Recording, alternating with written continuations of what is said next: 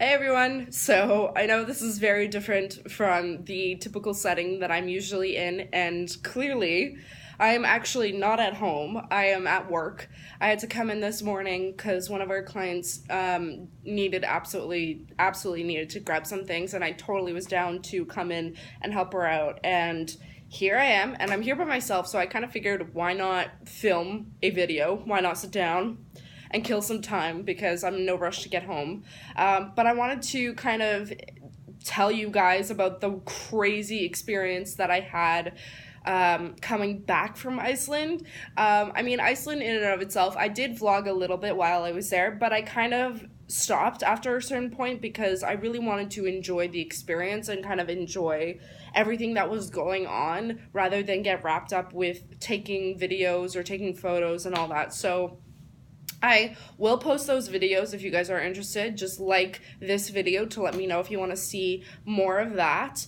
But the whole experience was wonderful. The people were amazing. I encountered maybe one rude person the entire trip, and overall, again, the whole experience was amazing. The country is beautiful. Did I get to do everything I wanted to do? No, not really. Would I go back to Iceland? Absolutely. I would probably go back during the summertime because there's just more daylight, so that gives you more time to do more things. But the big thing that kind of ruined the trip, honestly ruined the trip for me, was the trip back. So this was the first time I was flying. This was the first time I left the country. This was the first time I went on vacation, and I went completely by myself. So the by myself thing, I'm pretty used to doing a lot of things on my own, and I'm used to just doing things on my own, whether it's just everyday stuff or going out to events or going out to bars or whatever, going out for dinner. I have no problem going out by myself.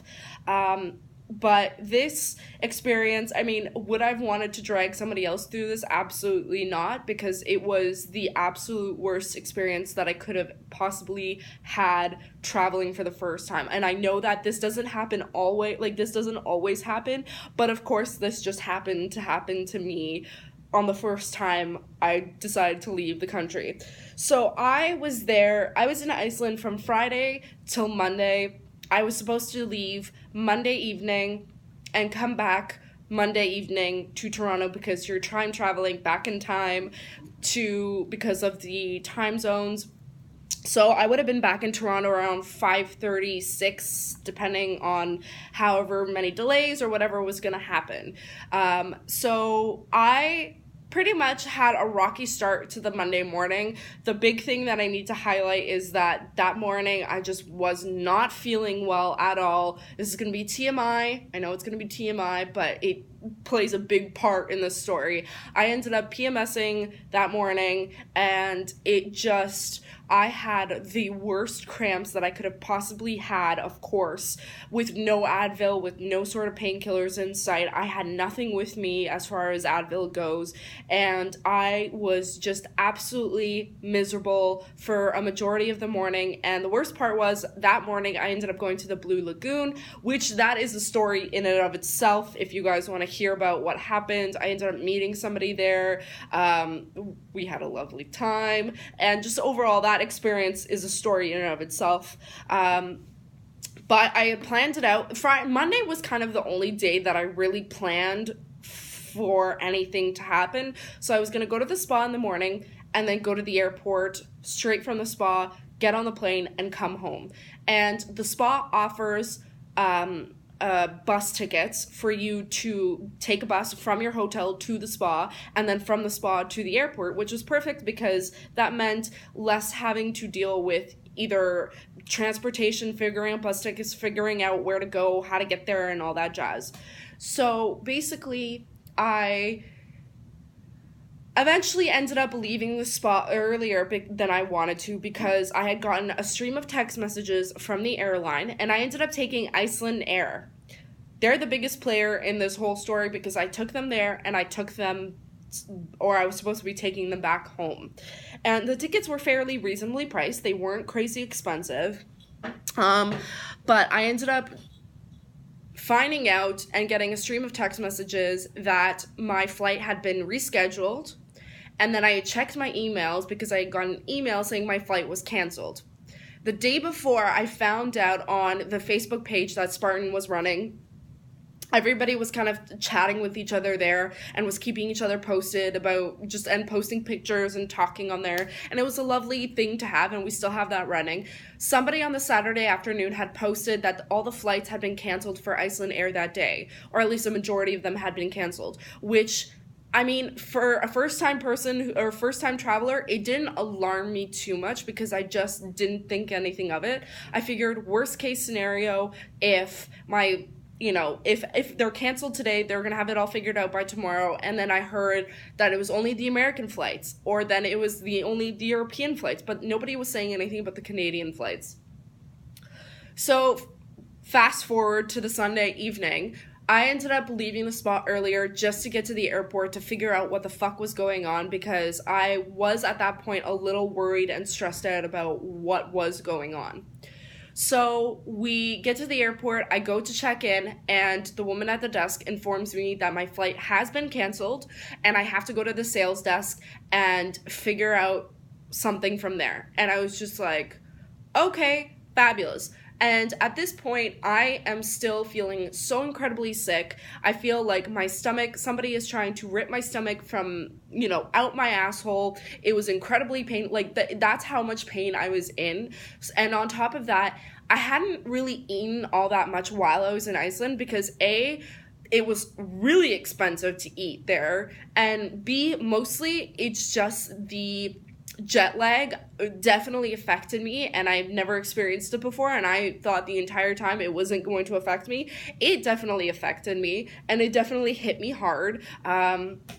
I was eating. I didn't starve myself the entire time I was there, but compared to as much as I eat at home, I wasn't eating as much, and the accessibility to food wasn't as, it was there, and of course there were tons of restaurants, but it just wasn't, it just wasn't the first thing on my mind. So at that point, I hadn't eaten since 6 o'clock in the morning when I had gone to breakfast at my hotel, and I wasn't feeling well. My whole body was hurting, and I hadn't really slept all that well either. Plus, I had ran the Spartan race the day before.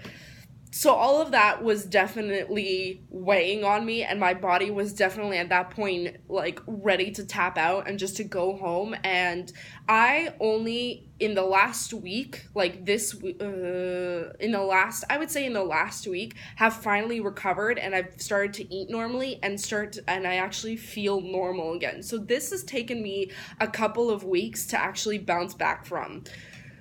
I get to the sales desk, which I had to stand in another 30-minute line, which was the fourth one that morning. Stood in line, finally got to the desk. Luckily, I ended up making friends with an adorable couple from somewhere from England. They were very pleasant. They made the time go by really quickly, and they went in, and I could see that they left happily, and it seemed like everybody was kind of getting everything sorted out and were walking away with some sort of a printed piece of paper, and it seemed like everybody was being dealt with fairly quickly. Then it was my turn, and I walked over to the woman at the desk, and I said, I would like to know what's going on. My flight is supposed to be going out to Toronto at 5, I think it was 5, the original flight was supposed to be at 5:30 or 5:20 or 5 o'clock, somewhere in that range. And then I mentioned to her, I've gotten text messages that it's been rescheduled and an email that it's been canceled. So I would like to know what's going on. And she begins to inform me that they would like to know what's going on as well at this point because of the fact that apparently the mechanics at the airline chose to go on strike, so everybody kind of went into panic mode and didn't know what was going on. So I was like, great, this is gonna go really well already. I can see that this is gonna end really great. I've worked in retail. I worked in retail for many, many, many, many years, which I've mentioned multiple times on this channel. And ever since then, I've worked in customer service, or in some form I've worked in customer service. So I've always dealt with customers. I understand in those situations, especially when you don't really have control over the bigger thing that's going on, it's very hard to sympathize, or it's very hard to help people when you don't have answers. So I always try and be very calm, and I try to not get super pissed off, and I try to not overreact without getting the full story. She told me she got on the phone, she ended up calling somebody and finding out that they don't actually know whether or not the flight is canceled, and the only way they're going to, they're going to have to wait I'm going to have to wait 45 minutes for the Manchester flight to come in for them to get an answer or to know whether or not the flight to Toronto is going to end up happening or not. What that meant, I don't know. I looked at her, I'm just like, of course, that's fine, but what are my options? Because if this flight ends up getting canceled, what are my options from there? Let's just say. And she said, my only other option would be to fly to Edmonton, Alberta, and either fly out that night at midnight or fly out the next day. And I looked at her, I'm like, I'm not flying to Edmonton. And for a second, she just said Edmonton, and I'm just like, I don't even know what the hell you're referring to. I don't know where you're referring to, and you're just gonna send me somewhere. And I had to, actually Google it while she was talking to me, because I'm like, where is she referring to? I was so frazzled at that point, so sleep deprived, food deprived, and my brain was just freaking out at this point that I didn't even know the fact that she was referring to Edmonton, Alberta. I was standing there and I asked her, is there any way that I could get a flight from another airline? There are a bunch of other airlines. There's WOW Airline that is flying to Toronto tonight as well. Can I possibly get a ticket from you guys for them? And they said that she said that they don't deal with smaller airlines.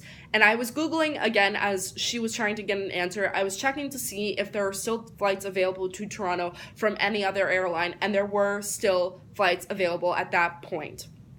I believe it was, honestly, I can't remember exactly what time it was at this point. I could tell you that maybe it was 3 or 4 o'clock, or maybe it was sometime after 4.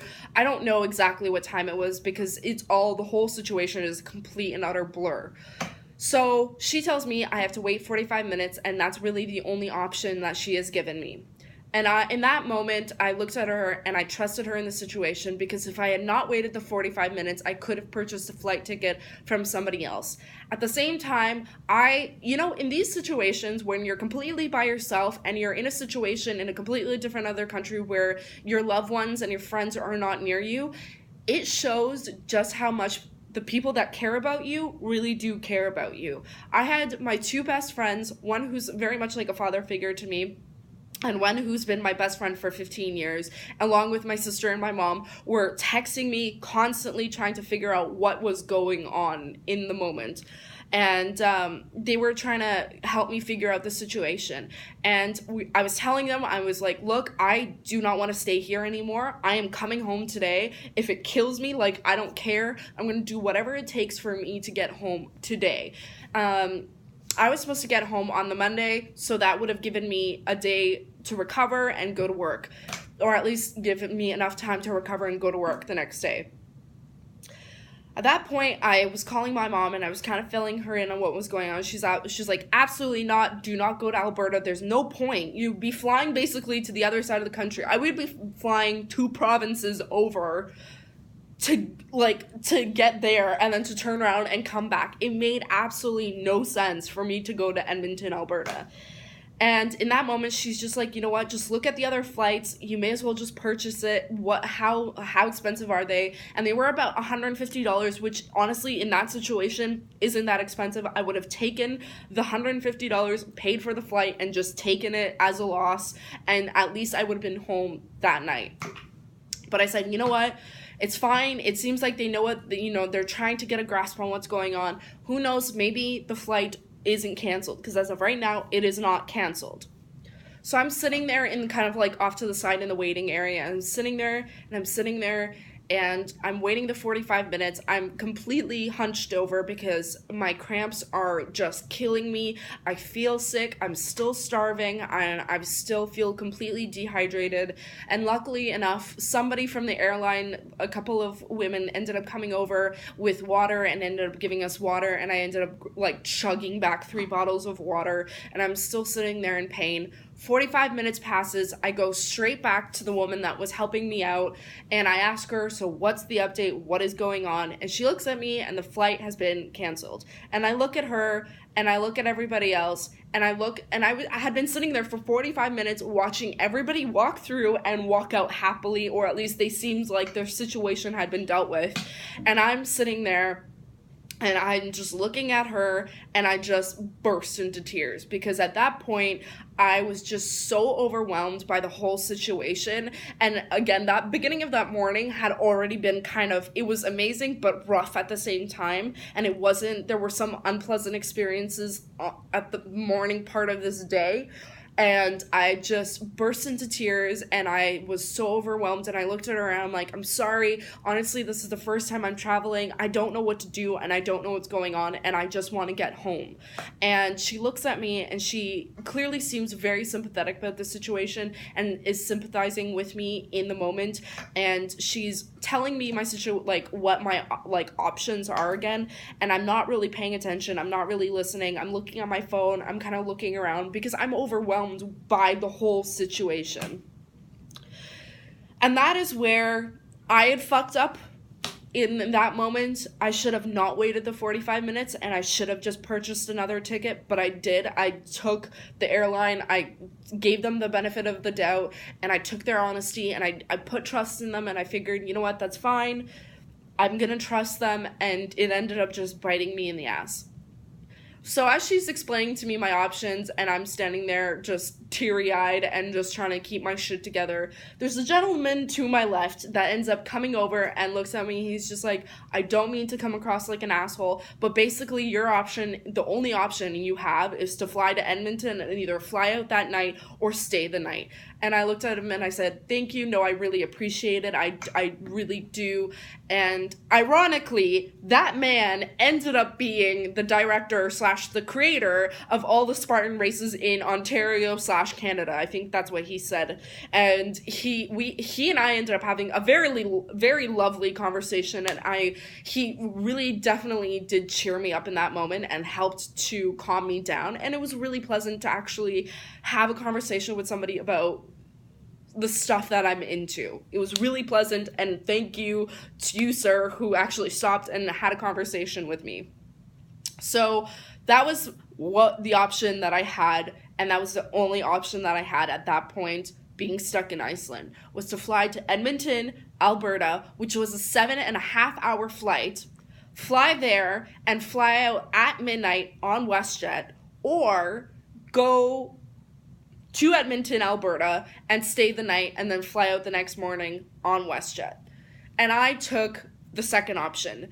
The woman was just like, most likely, it's honestly because I'm bursting into tears. I probably looked like death, and I looked probably like a complete wreck at that point. She said, it's probably going to be the best option for you. You'll be able to sleep. You'll get a good night's sleep. You'll be able to shower. You'll feel better once you shower, and then you'll be able to go to sleep, wake up the next morning, and fly out that morning, and you'll be in Toronto in a couple of hours.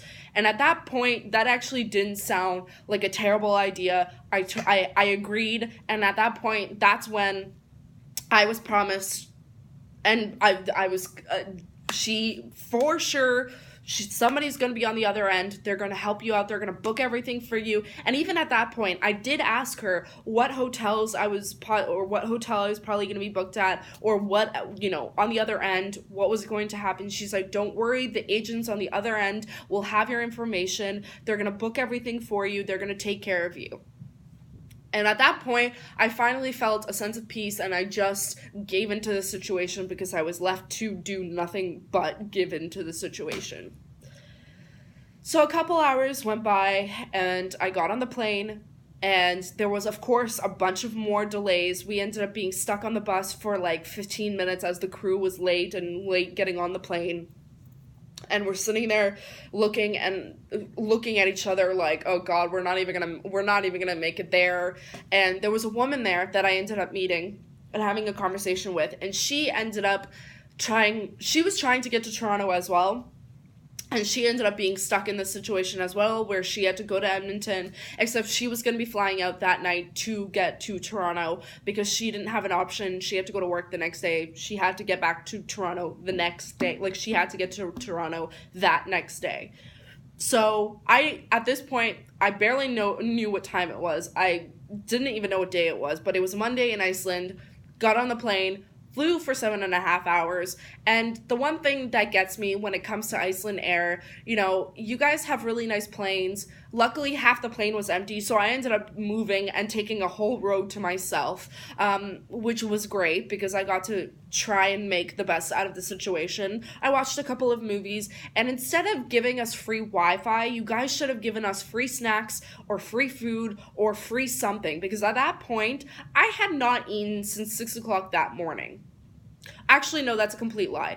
At the airport, I had a sandwich and a drink that basically made up the calories for maybe like an hour out of that day. But I hadn't eaten a full meal or really anything at that point for hours. My stomach, let alone the cramps aside, my stomach was in so much pain because I was just having hunger pains because I hadn't eaten anything in so long. Luckily, eventually, the stewardesses ended up coming by with some water, so that was about all that was in my stomach was water. And I did ask I asked one of the stewardesses if they had Advil or something that I could take, and that was probably the best advice my sister could have given me, was to ask them. They did, so that eased the pain, and that kind of eased the situation. I tried to sleep, didn't really get a chance to sleep because it just wasn't comfortable enough to sleep. Even though I had an entire row to myself, I totally spread out. I tried to get comfortable, still wasn't really all that comfortable, and still really didn't sleep that much. So then we get to Edmonton, Alberta. I get through customs, I get through security, easy peasy, I get to my suitcases, and then at that point, I try and find the WestJet desk, because that is where I was told they were going to basically deal with everything.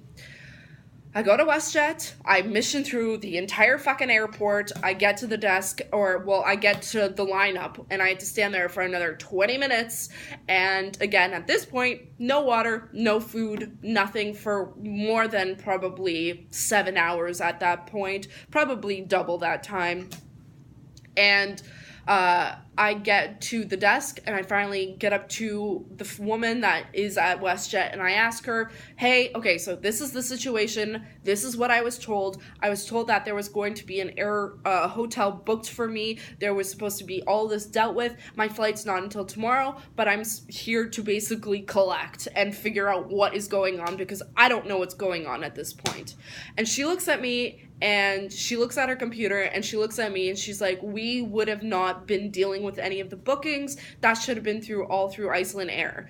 And I look at her, and I look at everybody else kind of behind the desk, and I'm just like, are you fucking kidding me? I basically flew all the way to Edmonton. The only reason I flew there was because I was promised that there would be a hotel set up and ready for me to sleep in. I would have not flown to Edmonton, Alberta, knowing that there was nobody on the other end. And that's basically the situation I was left in. So thank you, Icelandair, for dumping me in Edmonton, Alberta, and leaving me to figure it out all on my own, basically. So let me say thank you to WestJet for dealing with their mess and actually cleaning up their mess and helping me in the situation, because if it wasn't for them, I would have been stuck there completely alone, and I would have had to probably sleep in the airport, or God knows what would have happened at that point. I look at her and I explain the situation, and she's looking at me and she's just like, honestly, I don't know what is going on their end. We don't know anything on this side of it. She ends up grabbing her manager, of course, because this is I probably look like death, smell like death, and look like a crazy person at this point. And he comes over, I explain the story to him, and he says, at that point, I looked at him and I told him, like, look, clearly there's nobody here. Clearly, they lied to me. Clearly, they sent me here because this was the only option that they had. And I, at this point, don't want to be here. All I want to do is get home. I haven't eaten in over 7 hours. All I want to do is go eat something and go lay down. So he looks at me and he's just like, your best bet would be to get on the next flight, which is at midnight. And I ended up, thank God, ended up getting the last flight and the last seat on the flight to Toronto that night from Edmonton, which was at midnight. And on top of that, he actually gave me a $15 voucher so I could go get dinner. And I almost burst into tears at that moment, thinking, oh my God, I cannot believe that they are doing this and helping me this much. And I didn't even want that from them. I just wanted to go eat. I wanted this situation to be solved and to go eat.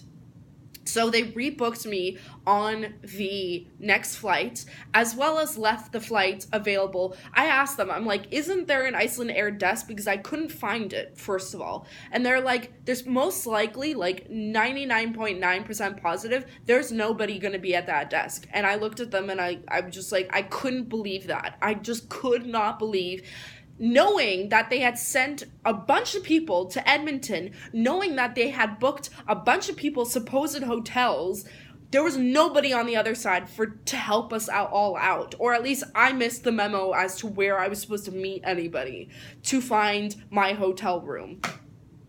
And they said, if you want to go ahead and take a look before you check your bags, you can go ahead and take a look, but most likely nobody is there. But if you want to come back, check your bags, and then go eat, have dinner, you're more than welcome to do that. And I said, no problem. And I hiked it back across the airport, found or tried to find the Icelandair desk, looked around, and the airport was basically empty because at that point it was like 9 o'clock or 8:39. I think it was around that time. So it was later in the nighttime. There was nobody really in the airport overall, and I didn't see anybody at that desk, and I didn't even see the Icelandair sign anywhere, and I just could not believe it.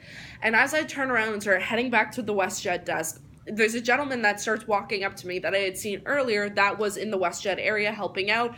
He's just like, weren't you just at WestJet? And I'm like, well, I was trying to find where the Icelandair desk is. And he proceeded to explain to me, which is what the Icelandair or the WestJet people explained to me, was that because Icelandair only has a single flight that goes in and out every single day with Edmonton, they're only here for that interaction. They're not here for the rest of the day. And I looked at him and I just could not believe that I had totally been lied to and forced into a situation where I had no other choice but to basically fly to Edmonton, Alberta, and now I had to mission all the way back to the WestJet desk. Went straight back to the woman that had helped me originally. She checked my bags. I thanked her a million times over. I ended up walking over to the conveyor belt where you dump your suitcases on. And the manager, I was so exhausted. Let me just give you the scenario and the full picture. I was so exhausted at that point that I couldn't even pick up my 50-pound bag a half a foot off the ground to put it on the conveyor belt. The manager that was helping me earlier actually ended up having to come over. He's like, just don't worry about it. Picked up my bag, lightly tossed it onto the conveyor belt. And again, I thanked him a million times over, and I'm so grateful for the WestJet people who had helped me out that night, because if it wasn't for you, I don't know what would have happened to me at that point that night. So I go straight to security. I don't think I could have gotten my stuff out into those trays faster, but got through the x-ray, threw everything back on, and the minute I saw that Boston pizza, I bolted straight for the Boston pizza. Sat down, ordered a bunch of food, chugged back probably 6 or 7 glasses of water, and just sat there like a zombie, just chomping away at my food. Again, I was stuck between that, like, I'm starving and I'm having hunger pains, but my stomach and my brain is so confused, and I'm hungry, but I'm not hungry kind of thing. I ate, I tipped the waiter really well. I ended up giving him I think $40 because he just put up with my shit. He was super kind. He just kept bringing me water. He brought me all my food, and he was so pleasant, and I couldn't have asked for more in that situation. Went across the way to the little convenience store, got a bottle of Advil that was stupid expensive. This is how delirious I still was. I ended up at the register with the Advil that the cashier looked at me. He's like, you're probably going to need some water to drink, to take these pills. And I'm like, oh, I guess so. Like, of course I probably will. But I didn't even think to grab a bottle of water, which he ended up grabbing me, whatever. He just kept asking me. He's like, oh, what kind of water do you like? I'm like, just the H2O kind. Just get me some water so I can take these goddamn pills because I'm dying in this moment. I'm sitting there. I quickly grab my stuff, walk back over, dump all my stuff on a bench, pop open the packaging, open the bottle of Advil, take 2 pills, chug back some water, grab all my stuff, and I started mishing over to where my gate was, which is where I ended up having like a 30-minute conversation with my mom about what had happened, about what was going on, how I'd been lied to, was texting everybody back, because everybody was still texting me, trying to figure out what was going on. They couldn't believe how I got stuck in the situation or why Icelandair had sent me there why they had sent me there in the first place.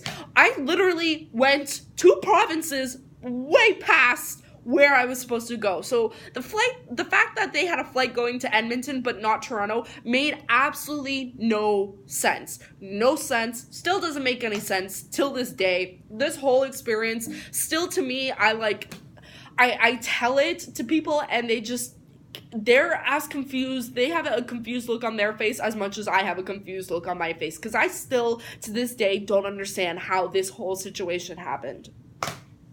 Of course it doesn't end there. Of course I wait the 2 hours or whatever hour more to get on the plane, and I went from sitting on the bench to sitting on the floor because my body just was in so much, I was just having such body, pains, body aches because my body was exhausted. I had barely eaten. Luckily, I finally got to eat then, but it was just in so much pain overall because of the flying. I went through 2 different time zones. I flew a hell of a lot longer than I was supposed to in the first place. And then just to add on the stress and then the cramps, and then I felt so disgusting, and now I had to sit on a plane for another couple of hours for God knows how long. I actually still to this day don't have any idea how long the flight was. I think it was 4.5 hours or something along those lines from Edmonton to Toronto.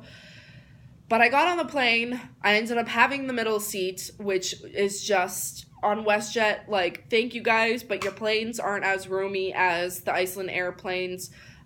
So I was crammed in between 2 people. It was very uncomfortable. There was no space.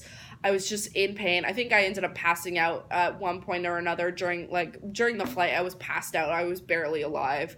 But of course, as we all board the plane, sit down in our seats, there's an announcement. The flight will be delayed another hour. So I am stuck in Edmonton for another goddamn hour. So I have not only been missioned across Canada and flown for 7.5 hours, killed 3 or 4 hours of time. Now I have to sit on a plane for another hour. And I knew if I got off the plane or if I sat down somewhere else, if I closed my eyes somewhere else, I would have passed out and totally missed that flight altogether. So I sat there and almost just burst into tears from, again, the body pain I was in from just traveling for basically 2 days. I had relived Monday twice at this point. So we're sitting there, and at one point, unfortunately, I stopped one of the crew members and I asked them, when are we leaving? Because I'm over this. I want to go home. And he looks at me and he's like, in the next 15 minutes. I'm like, okay, thank you. And clearly the crew seems already kind of annoyed as well. I don't know why. I'm assuming because the flight's delayed and there's a whole ton of families and children on the flight. And they were actually pretty quiet. Out of all the flights that I had been on in this entire trip, they were, I think, the quietest bunch of kids.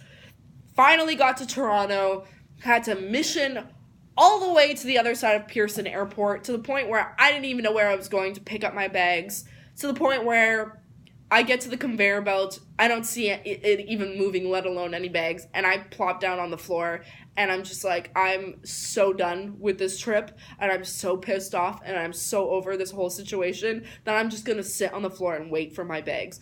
To the point where there's a gentleman next to me, and is like, not a bad idea, and sits down, like, nearby me. And I look at him, I'm like, yeah, but I'm not standing or trying to look pretty for anybody at this point. Finally, not too long after that, my bag makes its way down. I grab it off the conveyor belt, and I start making my way to the closest bloody exit that I possibly can. And I keep walking down this hallway, trying to find where there's a taxi sign, or trying to figure out how to get home. For some idiotic reason, I was thinking I would have enough energy to get on the TTC, and then instantly realized that is the worst idea I could possibly have in this moment. And I see where the airport taxis are. I make a beeline for them. I look at the guy, I'm like, how much are you going to charge me for this? Because I don't want to pay $100 just to get home. Even at this point, like what else could possibly happen in this situation? He's like, it'll be like $38. I'm like, let's just make it 40 and you get me home now. Took like 20 so minutes. It wasn't too bad. Like, there was really no traffic that morning, surprisingly. And I got home in no time. I walk through the front door, and my mom looks at me, and I look at her, and I look at my cat, who's super excited and confused as to who the hell just walked through the door. And I felt so weird, but I could not be happier to be finally home. So, a 36-minute video now, explaining what the hell I went through for 2 days. I flew through 2 provinces into another one that I had no business being in, was lied to, there was no hotel booked, there was nobody on the other end to help me unless I completely missed something. There was nobody on the other end to help me out. There were no signs, nobody was there. I didn't have a hotel booked. I barely ate for probably 14 plus hours, because of course I didn't eat on the WestJet flight either, and I just barely made it home alive with how much, with the exhaustion, with the hunger pains, the cramps, and just everything that just all hell unloaded on me between 2 days' time. So I know everybody has told me this is a part of traveling, and I totally understand that this doesn't, delays happen, strikes happen. Unfortunately, sometimes cancellations happen. That's not what I'm upset about. What I am upset about with Icelandair is the fact that I was asked to wait 45 minutes in time where I could have booked another flight. I could have been home that night. And I'm not even terribly mad about that because they didn't know what was going on. What I'm really upset about is the fact that I got sent to a completely different province where I was told I was going to be taken care of, I was going to have a hotel room, everything was going to be okay, they were going to have all my information, everything was going to be booked for me on the other end, and none of that actually ended up happening. That is what upset me the most, because I was already in tears, I was already stressed out, I was already overwhelmed with the situation, and I was left alone to basically clean up their mess. And of course, I filled out the proper forms on their website for the EU and along with Icelandair. I still haven't heard anything back from them, and I kind of didn't expect it to be quickly to get a response or to get an answer as far as the compensation and stuff. But honestly, it has taken me weeks to recover. Just sleep wise, it took me I think 2.5 weeks to bounce back from just the sleep deprivation and hell that I went through, on top of the fact that I've only started finally eating normally again in the last week or so, and it's been well over a month. It's been about a month, I think, at this point, since I got back from Iceland. So it took a serious toll on me, the fact that somebody made this severe of a mistake. And, mistakes happen, but this was a really big fuck up. And I really hope that they do respond back with some sort of compensation, because I do feel like this is, I genuinely deserve it because I ended up flying for 2 bloody days and flying probably twice the amount that I should have flown, as far as total time. It just, like, the whole situation was god-awful, and I hope that nobody ever has to go through this again, or nobody has to go through this situation, and I know I'm not the only one who got stuck in this situation. And yeah, I hope you guys enjoyed the story time. If you guys want to hear more about Iceland, please let me know in the comment section below. Like this video, it'll show me that you guys are totally interested. And share your nightmare travel stories. I would love to hear what you guys have been through on your end when it comes to travel. I would love to hear it. But thanks for sitting with me, you guys, and listening to me ramble on for 40 minutes. And I hope you guys are having a wonderful holiday still, if you still are on break, or have had a wonderful New Year's and all that jazz. I hope you guys are, enjoying the new year so far and are staying warm. It's supposed to be apparently -33 here in Toronto today, and I've got, like, my cup of coffee ready to, like, head out the door and lock up this place and go home. Yeah, I hope you guys are staying warm and had a wonderful Christmas, and I will see you guys in the next video.